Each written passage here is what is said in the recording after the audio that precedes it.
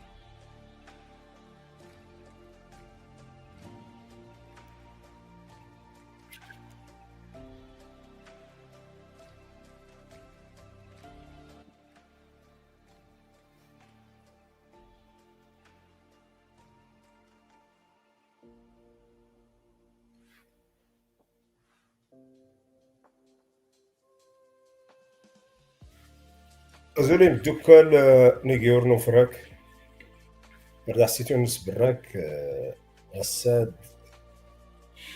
غساد إلا دارنا حيان يون بقيو يستوهما نيجيور الصديق اسمه سماك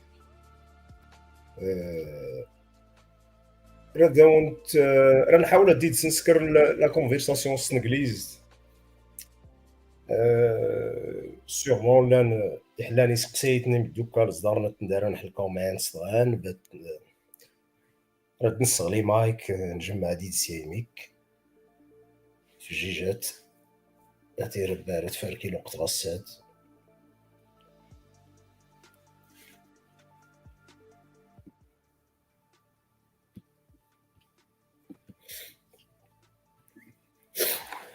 Hey Mike. Ba ba ba ba.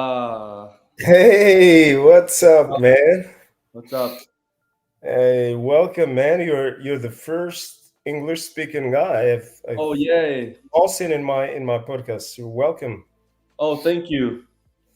It's been a while. Where have you been? Oh yeah, I know it's been a while. I mean we met like I don't know 10 years ago probably. Yeah. 10 years ago, yeah, man. Yeah. So I mean I mean I just been all over the place, right? But you like you know what like never mind where I've been, right? Like the thing is that we are we are a nomadic ever since the beginning of mankind, we were nomadic. 100%. That's the human nature. That's what it's Right. supposed to be, right? Yeah, we are an animal species called Homo sapiens. There were other species that were similar to us, like Neanderthal sapiens, but it's part of the sapiens, Exactly. right? So we are a nomadic animal. Um, for example, we have our human behavior, which is to go find food, whether through gathering or hunting. But long story short, um, if you have the means, the world is the go for it, right? If you don't have the means, you can do your farm and do your reproduction here or anywhere wherever you are. But No, I um, got I got you. So before we get into the like to this level of conversation, I um you you are one of my closest friend that I met like 10 years ago yeah, in Toronto, and I just want you to give a brief introduction about yourself, and especially that you've what's impressive about you is that you're an accomplished guy. You went to university. You've started a lot of businesses, and now you decided to go traveling and live a different life as a digital nomad and a world traveler. If you can just start like linking this to yourself and go ahead and introduce yourself to the audience. Okay, sure. I'm almost 37 years old, and I grew up in Canada.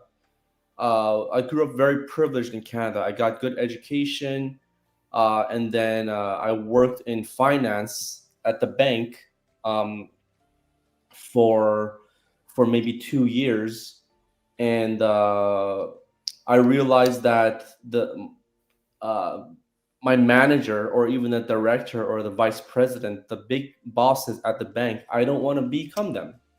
So I left right away, and tried to start my own business. And I've started probably at least 7 to 8 businesses, and most of them have failed.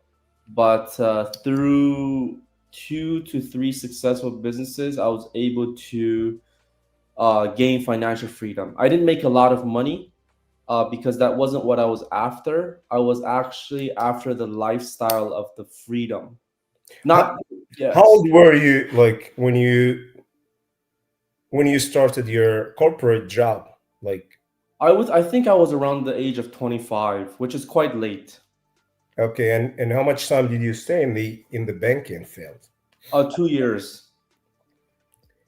So it only took you 2 years to understand that you're not a guy who's gonna spend the rest of his life in an office job. Yes, yes. I was getting angry. I was getting angry every day. And that was the trigger to go and build your own businesses and seek like to be self-employed and be autonomous, right? Yes, yes, yes. Yeah.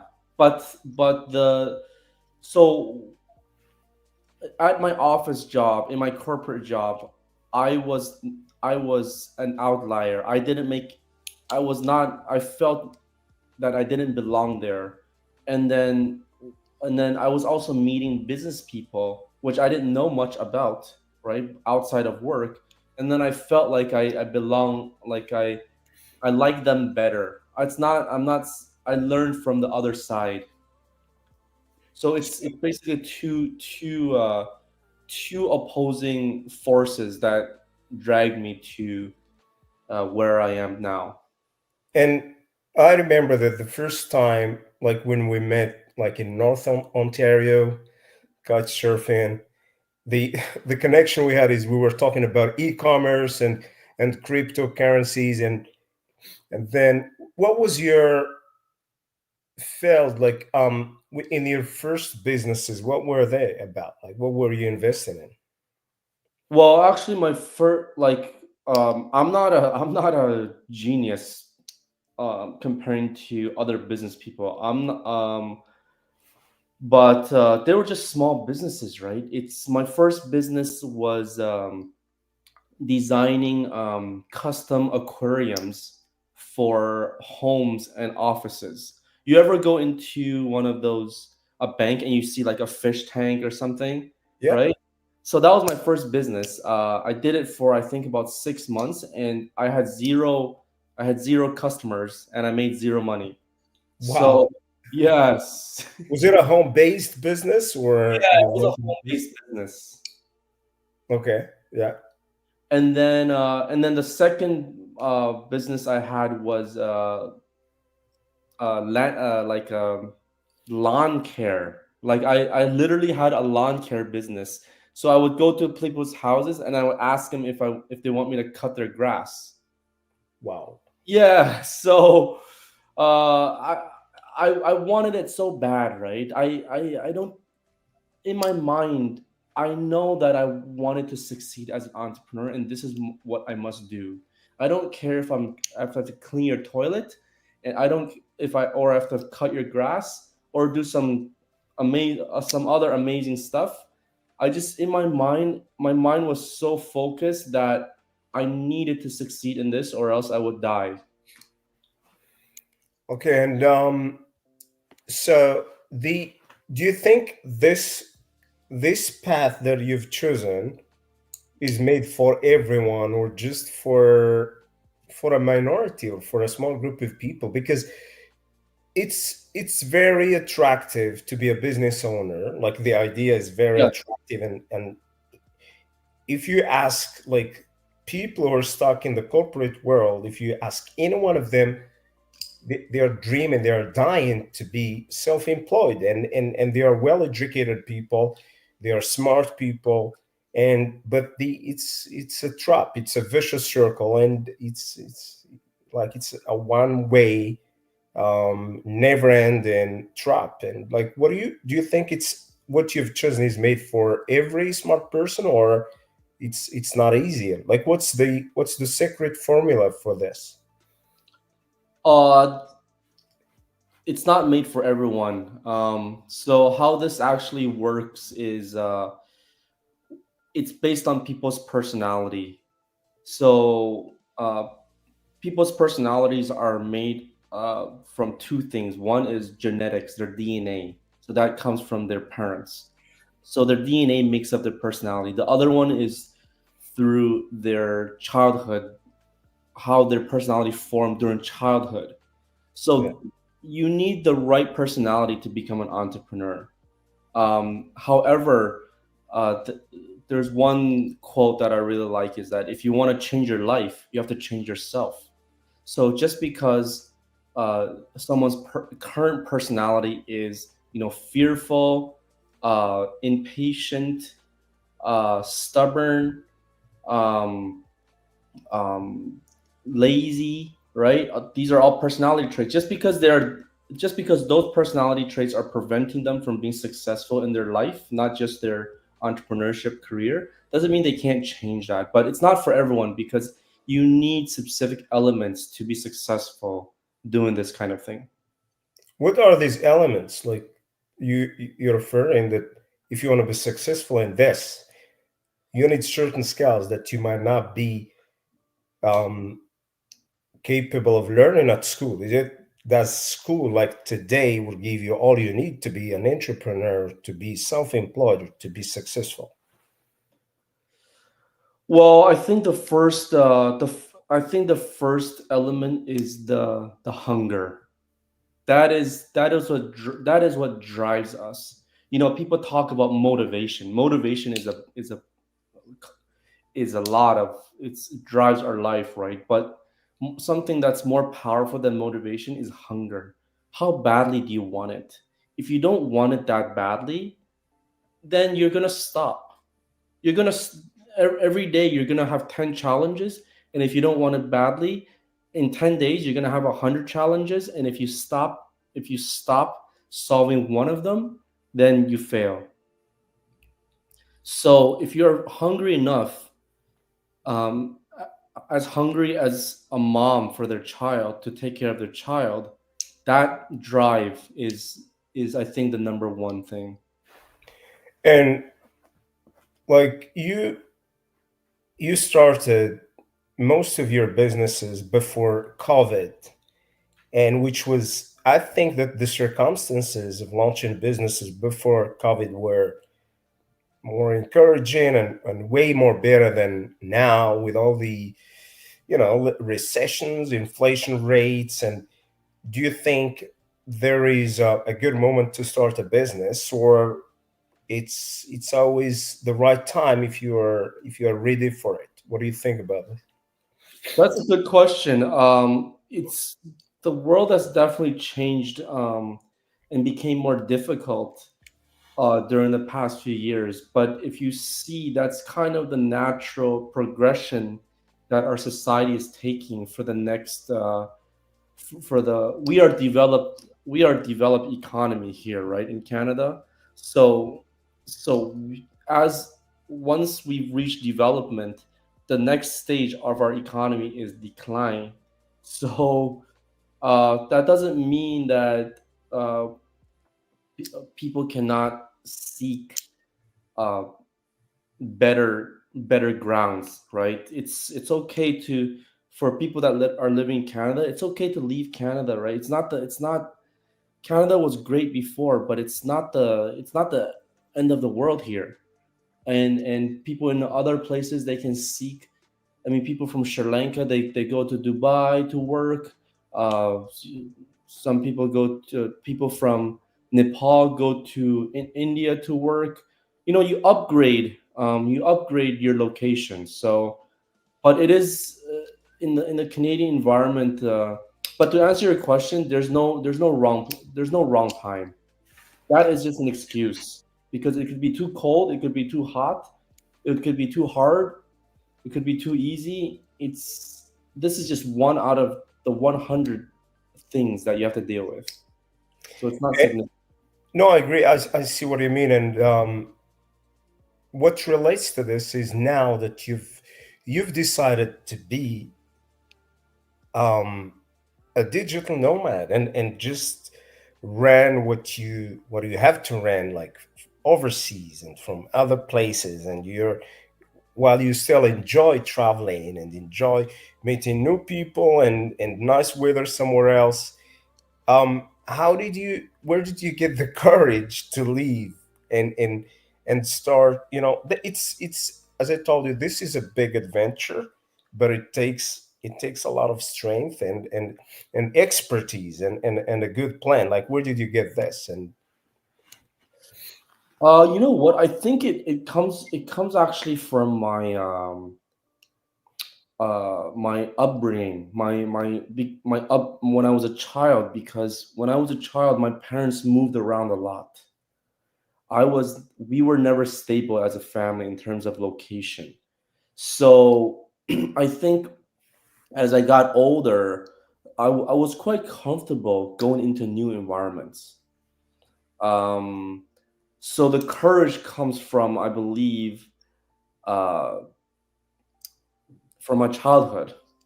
from childhood, and what do you think that let's say, and the privilege, because not anyone can do it, when you've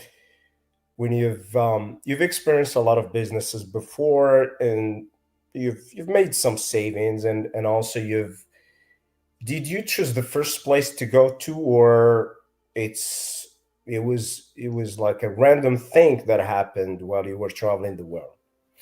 Well, I chose right. So right now I'm in Mauritius, which is close to Madagascar on the east coast of Africa.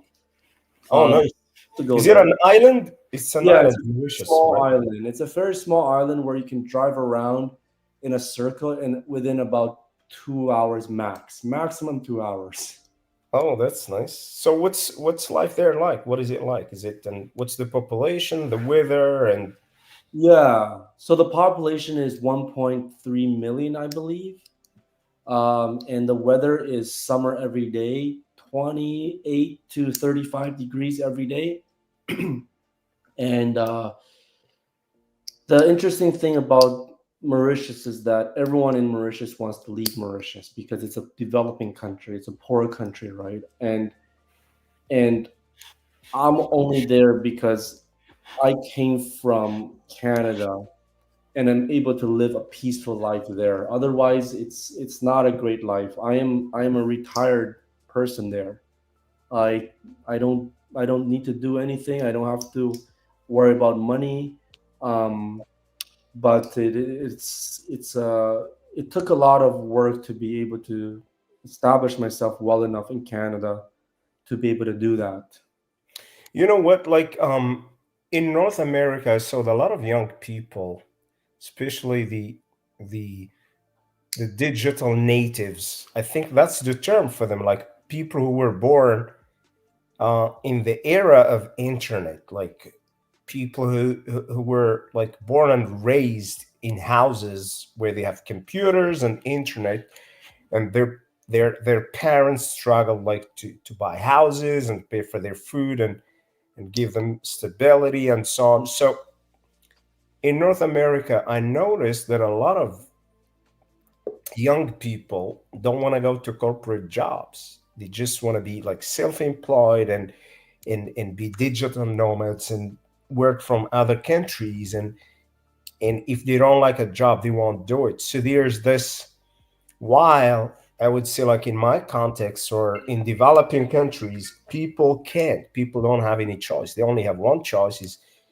go and get a job, and you just do whatever it takes to get money out of that job. And your feelings are not important. The way you feel towards that job, that certain job, is not important. The question is, we, like as humans, and you refer to Homo sapiens, do we have to love our jobs and in order to maintain like a healthy and balanced life, or we don't have any choice and we just need to do what we got to do? And what do you think about this?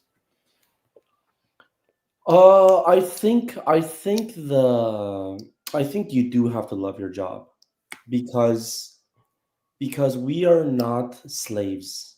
We are not what the whole concept of a job is very new to us. Our genetic makeup, our species, like we were mentioning before, our human nature is not to work for someone else.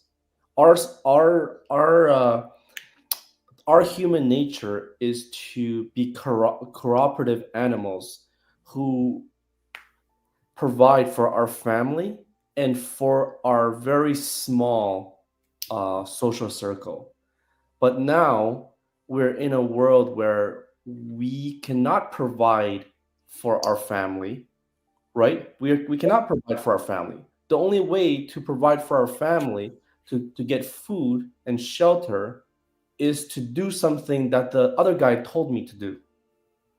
Mm-hmm. It's I'm not I don't want to do this.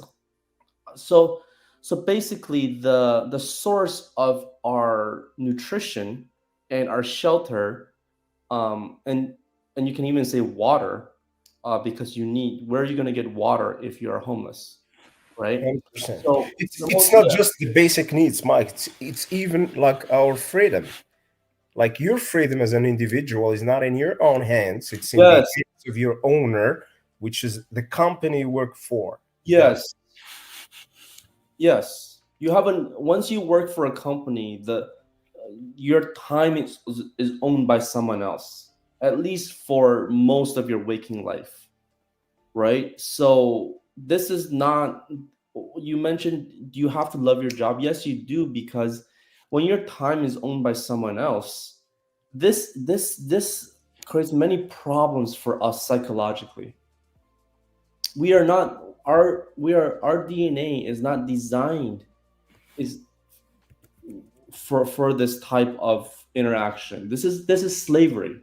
We are When you look at a chimpanzee colony, or a dolphin, highly intelligent social animals, dolphins, chimpanzees, there's no slaves in that culture, because they haven't had the technology yet to create a system where I can get another chimpanzee to peel my banana, or I can get another oh, that's a good dolphin example. to scratch my back, or some, and then I give them a fish, right? This all happened with the start of capitalism, because the source of production, the source of the food, water, and shelter, after capitalism, it it was owned by someone. I can't just go take it. It's No, not nature. 100%. Yeah. Um, yeah, man, this is it's very controversial because the thing is, we when you travel, you've been to many places in the world. You've been to India, and you saw people. They have the minimum, and they own their time. They're happy, and sometimes you find those miserable people somewhere in the world. They're way like happier than those who have more money, or who have a lot of objects, and they've sold their souls to an owner or to a machine, and you gotta wait for 40, 50 years to get retired. And that's, what do you think about this when you travel to all these poor and impoverished places in the world? Like, did you notice that those people are happy and they're satisfied with what they have? And is it something that you've noticed? I think the whole satisfaction thing, yes, I have noticed it. However, it's not because of the country that they're in. It's more so the generation. The older generation are generally more content, because the older generation has had less choice growing up, and the newer generation are the ones that are the most dissatisfied and stressed, because the newer generation, such as our generation, someone born after 1980, um, is what I would say is the newer generation. They are born into even the more powerful machine, the society. They're born into a different society, because they're born into a society where there's a lot of competition. We don't like competition. Competition stresses us out. As human beings, competition stresses us out. So when your neighbor gets married, and then they throw a big wedding, right? That makes you feel inferior. Yeah, So 100%, I agree. Yeah. yeah, but why did your neighbor let's just say India, we're just taking India for example. Why did your neighbor throw a big wedding? It's because they want to show the society that they are powerful in society.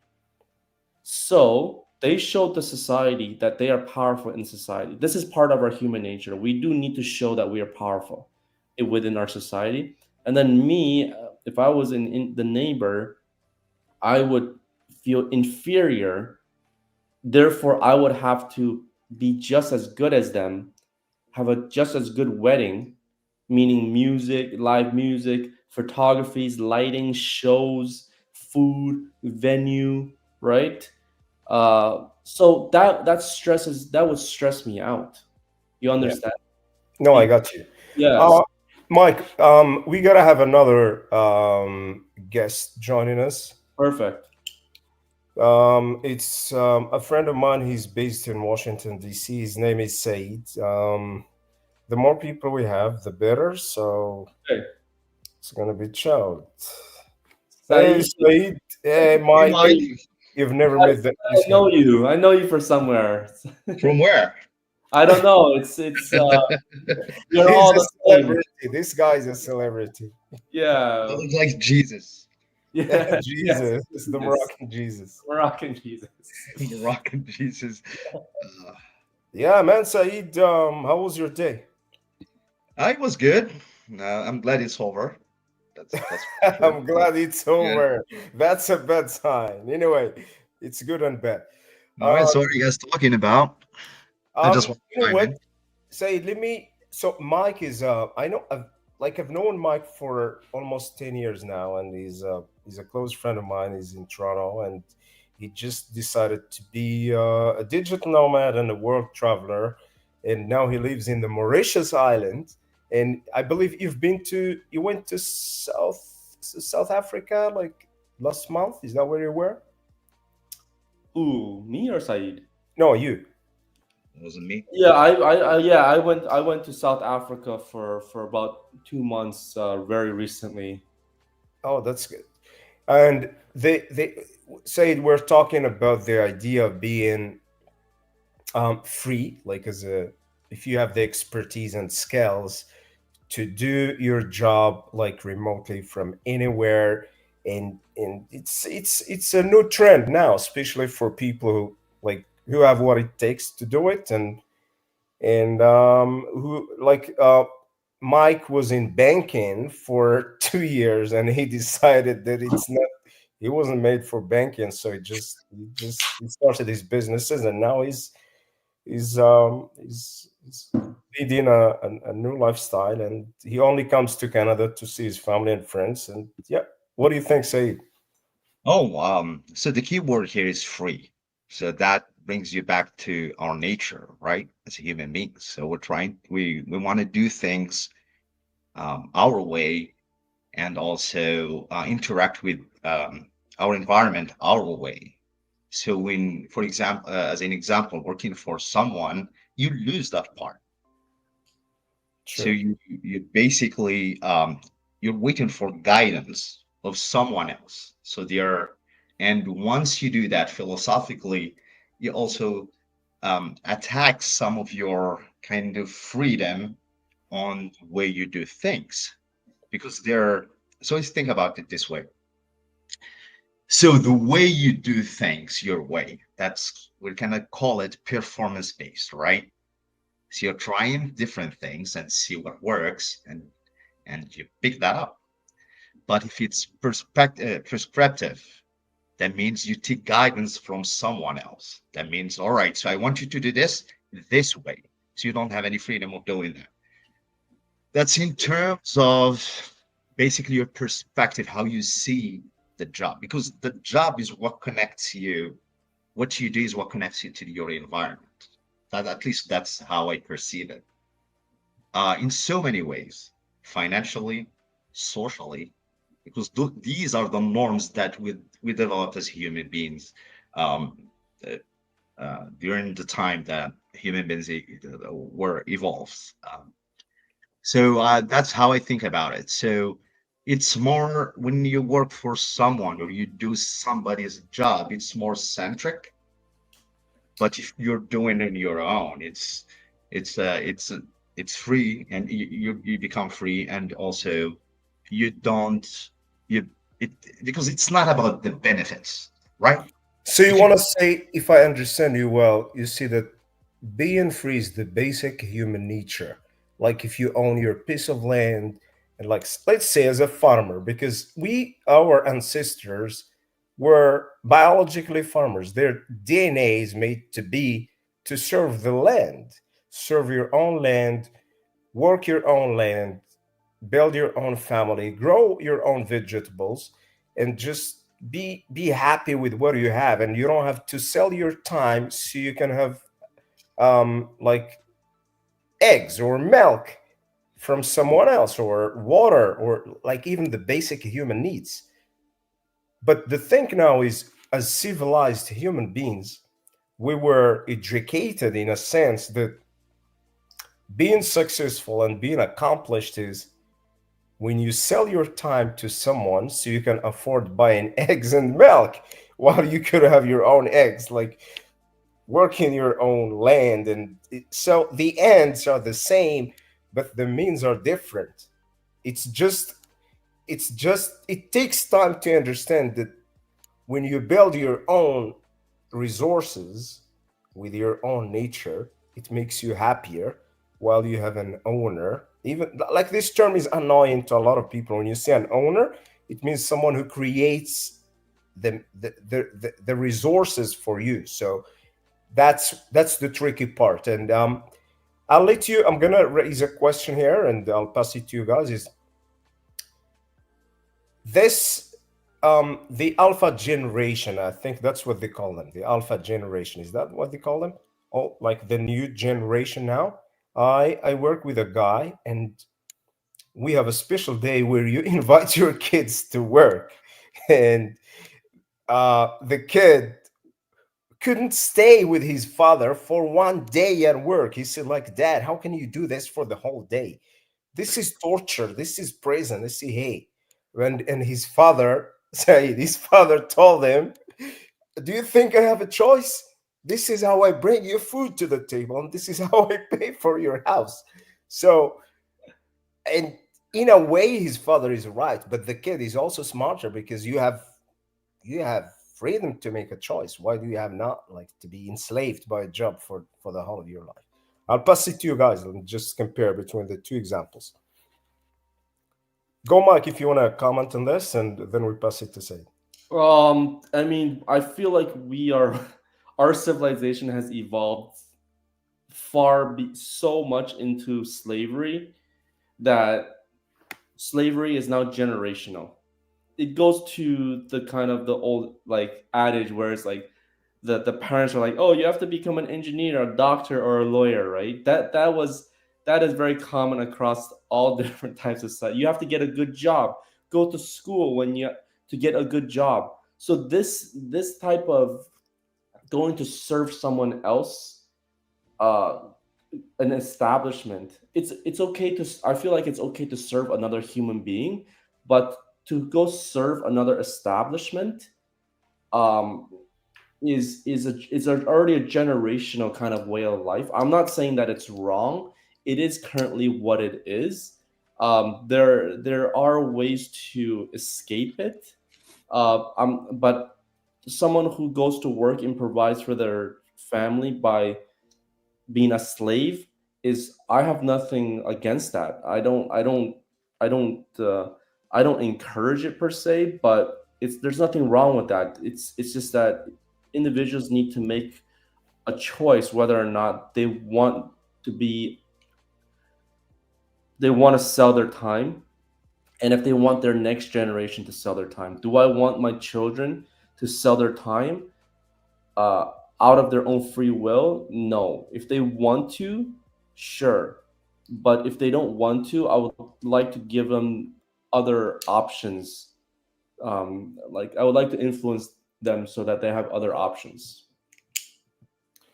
Yeah, Said, I'll pass it to you. Like, if you can, what do you think, Said, about AI? And do you think it's going to change the way we would perceive work as Yeah, human beings? definitely. And Definitely. The way computers changed our work life. Yeah, I will definitely change that. So let's go back to the Mike's idea of how this whole thing was evolved. I think human beings, when they were evolving, they developed something called institutions, right? Yes. We have now institutions, we have Yes. government, we have oversight. So there is an illusion there that, so you gotta do your part so I can protect you. Okay. So that's the main idea. That's the principle of this whole institution. So Yes. I contribute, so you give back to me, and you give everyone, and you make everyone equal. But the problem here is the equality is just an illusion, because if we have a rich person, this guy cannot be rich without other people working for him.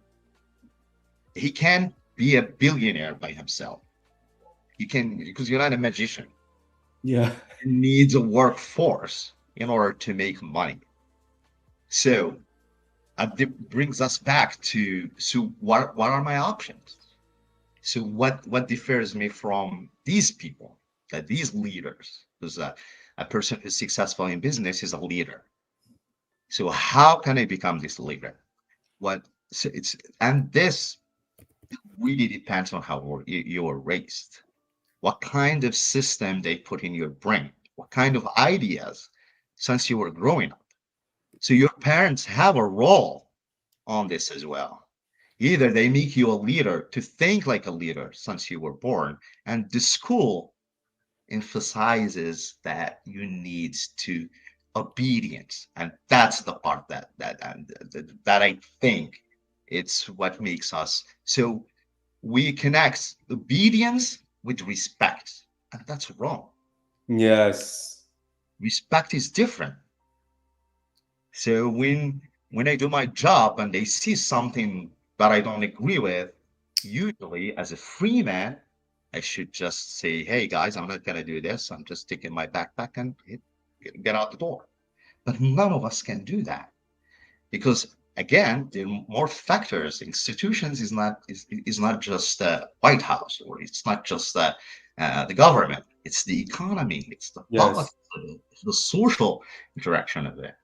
So I think it's the game. It's a game of luck. At some point, you were raised. You find yourself. You're 19 years old. You have a good education, and now I want to start a business. But here is the thing: it's that transition when, what do you have in mind, and what can you execute at that point? I think that's where things get a little bit harder. So if you think about the rich people like Elon Musk, for example, Elon Musk has been selling and buying things since he was 9 years old. Have you done that? Do you? No. I would assume that your parents say, "Oh, you got to do your homework. Go to your room, do your homework. Can I see your report card? How many A's did you get?" Yeah. And they say spring break, so let's take a vacation and take a book with you. Hmm. So they're not teaching you the tools it early on in life, so you can actually be aggressive. Because in order to make money and be an entrepreneur, you gotta be aggressive. You gotta make decisions that might hurt someone else. So when you have a company and its size is 50 people and you're not making money and you gotta make cuts, so you have that solid heart to do it. So, right, Yes. it's a business decision. I don't care about your family. If you have kids, you're out. Yes. So you can ask yourself if you can do that. Yes. I Right. agree with what you said. It's you are talking about the privilege of growing up in the right environment, and that is definitely a huge factor. That's why it's called a privilege. Um, uh, like, however, I mean, there's very low social mobility. Generally speaking, you don't just move up a social class whenever you want.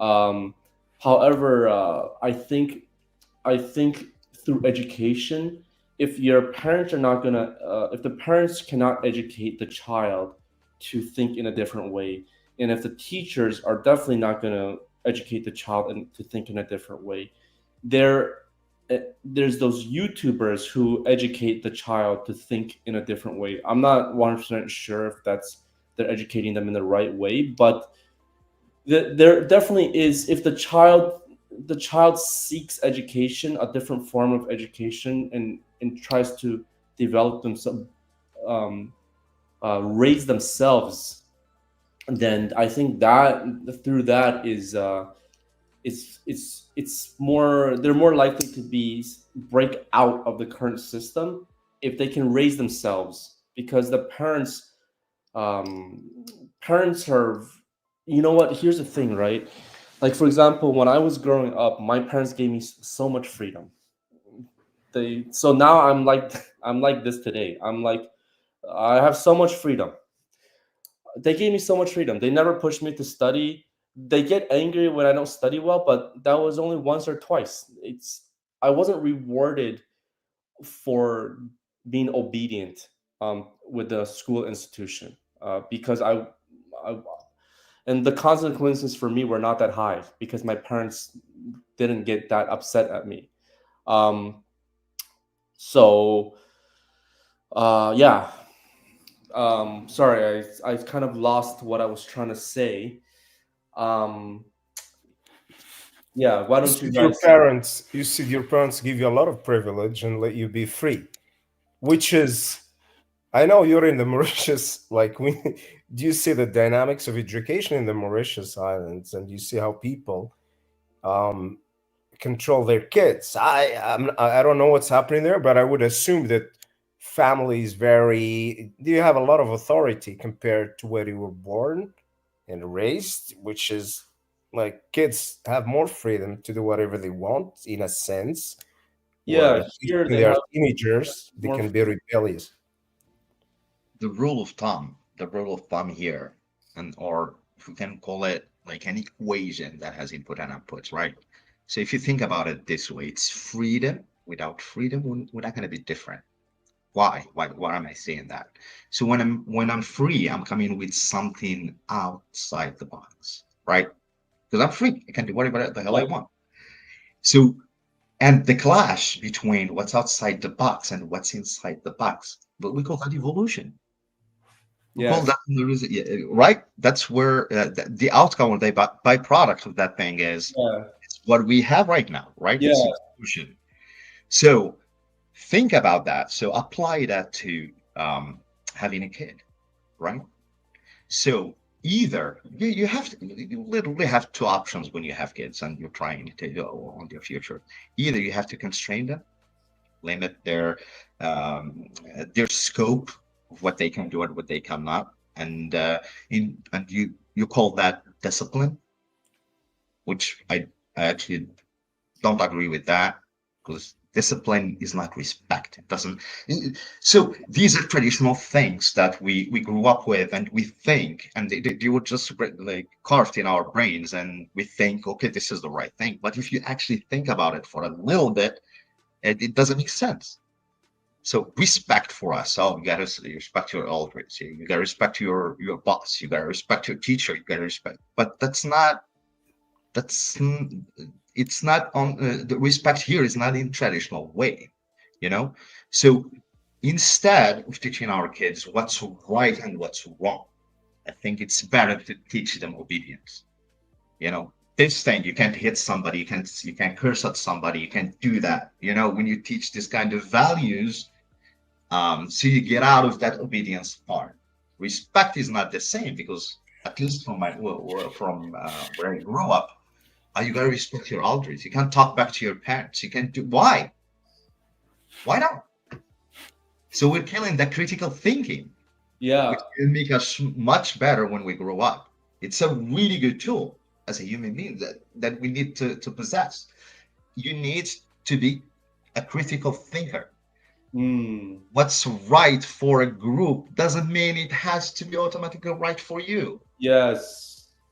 So we gotta get out of this. We have to free our minds of traditional way of thinking and just let it be.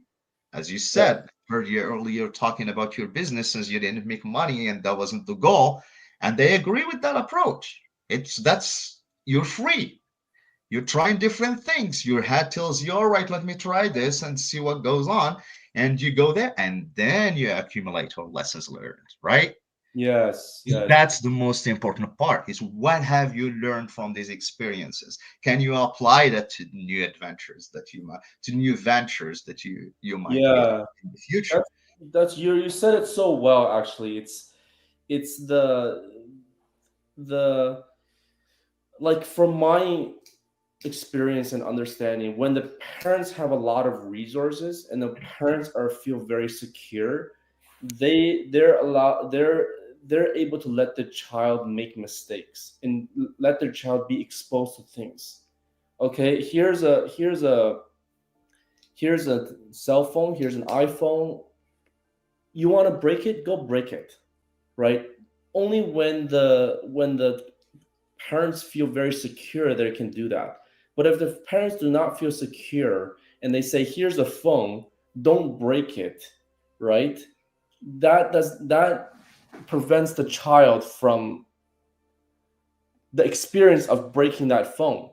The child does not experience loss, does not experience the personal accountability, but instead the child experiences uh, fear in the parents' approval.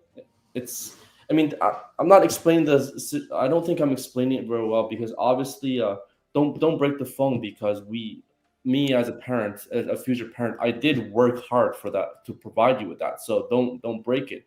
But what I mean is that when the parents have this has to do with the social class too, right? When the parents have a lot of resources, they're able to give their child a lot of experiences. You want to try these 10 different things, go ahead. I don't need to know anything, just do whatever you want. But when the parents don't have those resources, the the child has to walk a straight line because the parent is fearful that the child will create loss for the family. So Yeah, No, that's a good example. that's a good Man, point. you speak like an experienced father, you man. know, I this like is the approach. this is very tricky situation because on one side, Saeed and I both agree that there's just such thing as the upbringing privilege, right? And but then on the other side, I would like to encourage other people to not depend on that privilege. You being alive is a privilege. You having 2 feet is a privilege, right? You think take some privilege you have that's an asset that you already have, whether it's what think about what assets you have and use that as a privilege. I don't want us to go down that route where people are thinking, oh yeah, I didn't like what, like I grew up from a poor family, I have to take care of my parents, therefore I can't like go start my own business because it's too risky. I don't want us to go down that road because privilege is a mindset. It's a lot easier for rich people to believe in, to use privilege, but for poor people, um, it's you got to be creative about this stuff, right? It's you got to change your mind. So you mean that poor people have they have to make more efforts to lead change in their lives. They do have to make a lot more effort, but there's no, just like in entrepreneurship, there's no hard, easy or hard. It is just there's only one task. It hard or easy doesn't, it's irrelevant to the equation. So what's So that path? We said there's only one. What is it? Sorry. What you said there's only one path. What is it? The only one path is to persevere and Okay. to keep walking step by step towards your dream. it's It's going to be a whether little bit harder. steps are hard or difficult does it's irrelevant. But the initial point is always that always matters, right? So let's take two examples. So one person, he started from scratch. He doesn't have money. He took a loan to start his business, right? Yeah, And the other one, his father give him like he can give him as well $100 million, but yeah, the is that he's starting. Both they're starting. They will probably start with 200 grand, right? So the first one only has 200 grand, and it's tied to some kind of conditions, right? And his life depends on. So if we think about these two people, and if one of them, like the poor guy who took the loan out, so can he? How much risk on business this guy can take? He can't take any risks. you're Gonna go right. look Right. at because You're right. it's the mindset. Again, it brings us back to the institutions that created this whole thing. Rich is going to be there, the poor is going to be there. So I like this analogy that one guy always said. He said that so rich people are up here, the middle class, so work for rich people, and the poor people reminds middle class. So We they can, need to be aligned so they won't become a poor people. yeah, yeah, So you're right. So it's the schematic of it. Yeah, yeah, I like this. When Literally. you see that poor people were there just to scare the hell out of middle class. Yeah, yeah, that's good. They allow the middle class, yeah. So if they Yeah, don't work yeah, hard, yeah. you No, got I no your completely ass agree with off. Saeed. You're Honestly, coming down. sorry. Go ahead. No, just said like the analogy that said that poor Yeah, people are scaring the hell out of middle class, and if just sending them messages that if they don't work their asses off, they're coming down and they're gonna enjoy the. They will definitely join their club. So yeah. I like Saeed mentions such a. It's very difficult to. It's a truth. It's difficult to listen to the truth, right?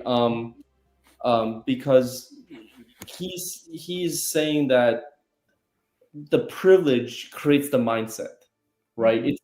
And I know this 100%. When I started my own business, my parents gave me money. I failed the business, my parents gave me more money. It wasn't a lot of money. It wasn't, but even $100 is more than zero. Okay, and I had the confidence. They gave me the confidence. I always had a home to go back to. I always had food. I even had a car.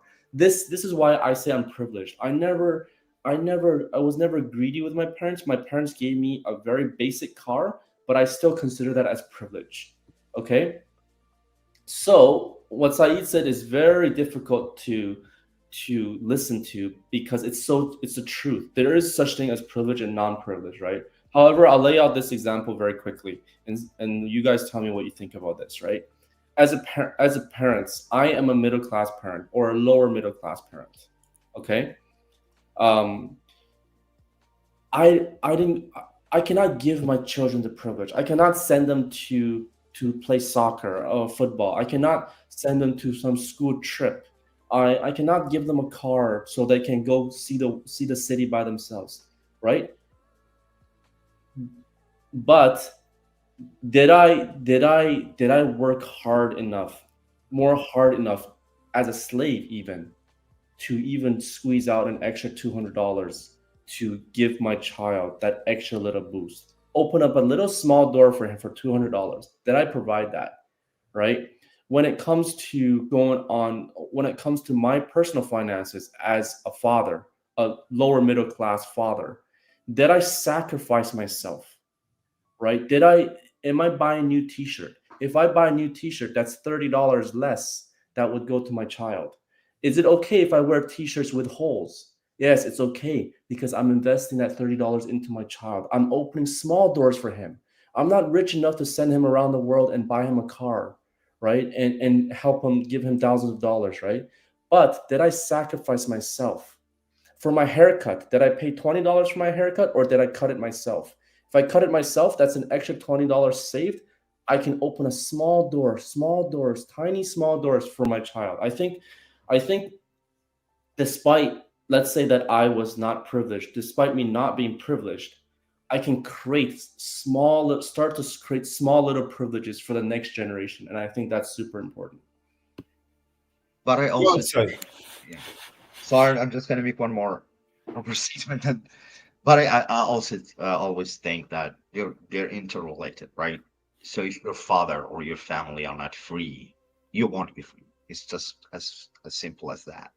If they're used to social norms, you're gonna have the social norms carved in your brain, in your personality. It's Mm. as simple as that.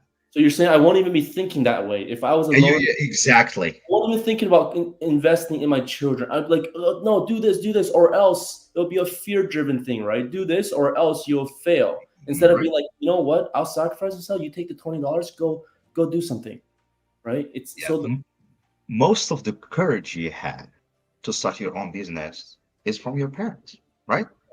The yes, confidence you said they provide you with confidence. yes, So you didn't get it from outside. It's from inside. You grew up with it. That's why you're thinking that way.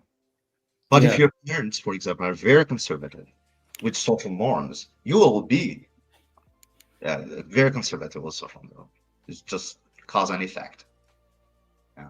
And sorry, Bubaka, go ahead. No, no, no. I'm enjoying the show. I'm learning from you. So, for me, I would just add one more thing. It's the um, we call it family, like the cultural heritage of the family. We don't just inherit money from our families, but we also inherit the intellectual status, the economic status, and it comes from one generation to the other. The fact that if you were raised in a family where you have a lot of successful businessmen and a lot of educated people, you it's in the blood, man. Like you won't fear life. You won't have any anxieties to fail because in those family parties you have an uncle that's successful in a field and an aunt that's successful in another field, and so it gives you it's but on the other side for poor people it's most of them were being made by their upbringing and their families, and they don't even tolerate that you come up with a new idea that's different from what they have in their minds. And I know a lot of people, especially in developing countries, that where they have a great potential and they're very smart. They they, they can be they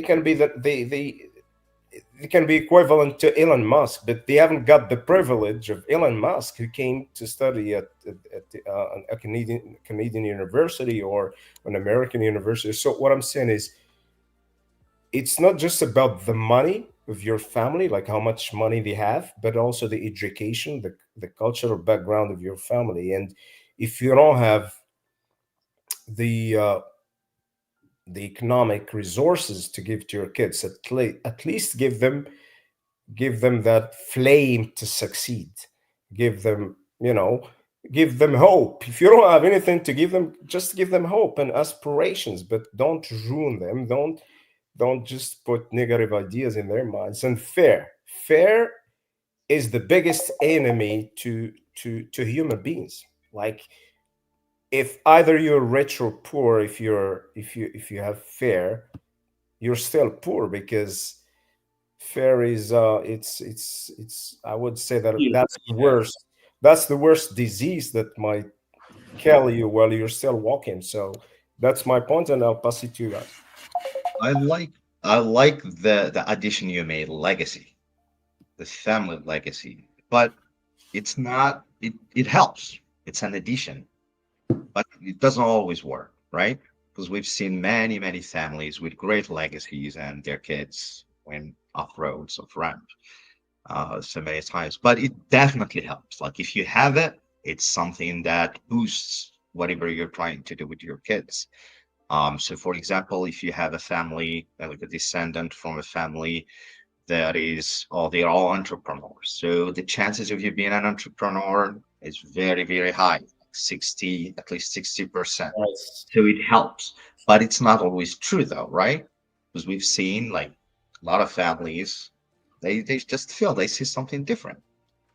Um, and yeah, I like that addition. Go ahead, Mike. No, I mean, we're talking about very. It's it's it's very difficult to speak about this topic because because there's different there's different ways to approach it, right? There's actually a book by an author called Robert Sapolsky. His book is the whole. He's a he studies the evolution. He studies the mind, right? Long story short, his book is about that there is no free will. Why is there no free will? Because you're Saeed, Bob, the way that and myself, the why we are even here, it's not because I wanted to be here. It's because my genetics when I was born and also my upbringing created a personality, and therefore I am here now. I We got to meet, we are able to have good conversation. This is not because we want to. This is because you're born this way and you were raised this way, and you evolved in the current environment to become a specific way, so for us to join here at 8 o'clock at nighttime, right? So there's a, you basically have a code on you, yes, and whatever the code says yes, is yeah. yes, Go ahead, finish. yes, the genetic code and also the person. It's We're programmed already, right? I am talking crazy. I'm talking like, oh yeah, if you don't have parents that can give you open doors for you, watch some YouTube videos. This is some crazy talk, according to Robert Sapolsky, because I'm able to say this because I have that code in me. If I don't have that code in me, it's impossible. Like Saeed said, the father will not say, "Okay, I'm not going to buy the $30 T-shirt because I want to I want to open a small door for my child." The father is already programmed to say, "I want that $30 T-shirt because I want to look cool at the shopping mall." He is already programmed for that. I'm just saying this is a very difficult topic to talk about because we want to see the world become better, right? Even our definition of better is undefined, and even if we define it, it's going to sound so stupid comparing to if we were to listen to us 100 years ago, because we are an evolving society. Whatever we talk about today in 100 years is going to sound terribly stupid. Very, very traditional. Yeah, I like that's that. Is it? right. So I'm Wait, just sitting man, there to talk about. man, this is so interesting to have you. It wasn't planned, and it's a last minute thing. And I don't know, like, we've been here for an hour, and we can reschedule another, another time if you want, like maybe in the coming weeks. But do you still, you guys, do you still have the energy to be here, or you want us to call it a day? Mike, what do you? I think you know what I think. If let's see how if you like the response on our podcast. If you wanna take the lead and schedule another one, and then you can provide the topic, then Perfect. we can meet again. I would love to hang out with you guys again, and then we would have another topic to talk about, and from there we can build a relationship with each other and also learn off each other. Um, 100%. Yes. So yeah, we'll schedule yeah, again, and I'll let you know. yeah. Okay, I'll give you the last word, guys. Mike, then Saeed, and we call it today. Go Yeah, ahead. Saeed, why don't you go ahead? I already wrapped up. Um, mm, Again, like, thank you for bringing us together here today. This is really good. It's casual. I like the casual kind of talk. We can talk about anything and we can see anything we want. But yeah, so when you have people like this and the conversation is casual, you basically again talking about freedom for your thinking, talking about things, your perspective, and you hear others' perspectives. And so we're not solving the world's problems. Literally, we're just No, chatting. let's not do that. Let's not play that. That we're just this is entertainment for us. We're not trying to solve. Exactly right. This is a Exactly. Yeah. big problem. But again, Bubakar, thank you for gathering us here today, and hopefully looking forward to another session like this. And we yeah, but as Mike said, if we have a topic in mind, that would probably limit our scope of talking points, and we don't have to get outside. And yeah, so we can just focus on a couple ideas and literally just dig into it. Yeah. Thanks, Thank Saeed. you. Thanks, Mike. And, nice meeting you, Mike, by the way. Okay, okay. Mike, next time you're coming to, maybe we can schedule something. Said usually comes to Canada, so we can maybe we'll plan something. The Yeah, yeah. But let's meet online in a week. Let's meet online in a week. Okay, perfect. Let's do Yeah. that. Okay. دوكا نيور نفراكر كون بارنس نيمير ارتيزياد الصاد الا Mer بدنا nerd. Dat je wat تهان hebt. Er is altijd leiden door عيد ماي هكا عمر بسعيد ارتيزياد het. يوز لنا الدكان هسا ديكا وانت نجلس نسولف في توك المواضيع قيسنا تيلي اللي قيسنا الحريه قيسنا تجربه مايك تساعد يجمع في ليديكاسيون لا فامي التوجه الخيرات كله دوكا نرى نتنوع شي شويه مرات انجليز مرات امازيغ كنا نسجلها راه فراكينا حله تنميرت نون يوز نون ارتيزيان ايوز نون بارطاجيات الخيرات تكتب معاه لي كومونتير نون ماني حتى نفي ماني حتى قدا تيرا السود فالكي الوقت اقنع ربي